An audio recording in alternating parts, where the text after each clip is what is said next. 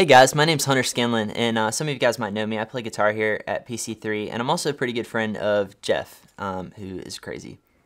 But hey, so I remember when I was in high school, and it seemed like I had no idea what was next. Especially when I was a senior and I was applying to colleges, there was so much pressure to get into like the right school, or if I went here or there, like I didn't know what was going to happen, right? So I got declined from Carolina. I got deferred to NC State, which was weird because I for sure thought I could have gotten into NC State, but I got into UNCW early. And I remember not knowing what that meant. Like I was feeling so discouraged, and it seemed like that I was supposed to go this one way, but like the Lord almost was opening doors for me to go another way. And we all can feel like that sometimes, right? Like whether it's not making the sports team or not being able to be in a relationship with that one person that you really like. Sometimes life can get hard. And the real thing is that it's super easy to be a Christian when everything's going right. But what about when things aren't going so well, right? Like a lot of times we don't have answers for when things don't go our way and we don't make the team, or we don't end up being friends with that one person or getting accepted into that group. So it's easy to be a Christian when things are going great, but what about when the metaphorical crap hits the fan? What about when your parents or grandparents get divorced, or when a family member gets cancer? It's so easy to turn our backs on God and we say, God, where are you? Or like, why aren't you doing anything about this, right? We see in the Bible that you help this person and you fix their problems, but it doesn't seem like you're fixing mine, and I don't know where you are. And this is really what we're going to talk about today. So let's look in our Bibles at Luke 23:44 through 48. During this section, Jesus had just been crucified, and all of his followers were standing there watching being crucified, along with the disciples, right? So let's read.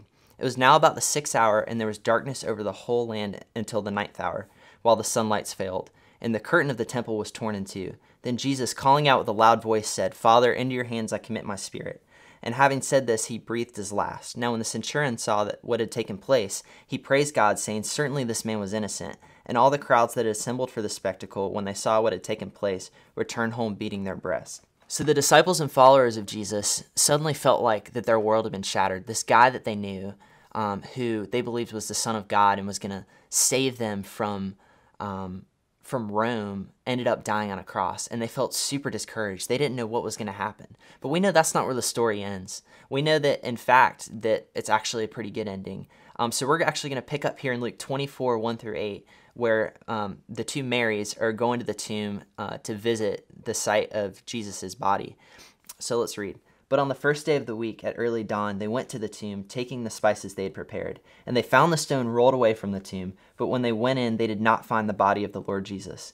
While they were perplexed about this, behold, two men stood by them in dazzling apparel. As they were frightened and bowed their faces to the ground, the men said to them, "Why do you seek the living among the dead? He is not here, but has risen. Remember how he told you while he was in Galilee that the Son of Man must be delivered into the hands of sinful men and be crucified on the third day rise." And they remembered these words, and returning from the tomb, they told all these things to the 11 and to the rest. So this was not God coming to correct a plan that went a wrong way. He had a plan to fix what was broken from the beginning. Just when the disciples and the followers of Jesus thought that everything had failed and that perhaps that Jesus wasn't the Messiah, Jesus came back and he defeated death. So when we read this, we know that God has a plan to fix broken things and that he did what he said he was going to do back then. And just like he had a plan there, he has a plan to fix the brokenness in your life and also in my life, and he simply wants us to trust him in that and to know that that plan's not finished. So if we read Revelation 21:4, we can read, "He will wipe away every tear from their eyes, and death shall be no more. Neither shall there be mourning, nor crying, nor pain anymore, for the former things have passed away." It may feel like that whatever we go through, that there is no end, but God actually has a plan to fix the things that break in our lives. We can look and see that he did it then, and he's actually going to do it again. And you know what? It's funny because a lot of times we think that God is going to fix things because it's going to make me better and because he loves me so much. But the reality is that he does these things for his own name. In fact, Psalm 23:3 tells us that he restores my soul and he leads me down the path of righteousness for his name's sake. He does it for his own name and for his own glory. And that's actually good news for us because sometimes we hear this and we think, oh my gosh, is God selfish? Like, is he doing these things because he just wants everything to go well for himself? And the fact is that yes, but the truth is that he's not selfish, right? That that actually the best way that he can love us is by doing things to bring glory to himself, because he knows that he's a perfect God and that in him things don't break, right? And that he has this plan to actually redeem and to fix things to bring us to him, because we were actually designed to be with him, right? So let's look over everything we've reviewed tonight, and we can know that Jesus is who he claims to be. He actually proved that when he got up and walked out of the grave. So what does that mean when we're going through situations? What does that mean to me and everything that's broken in my life, right?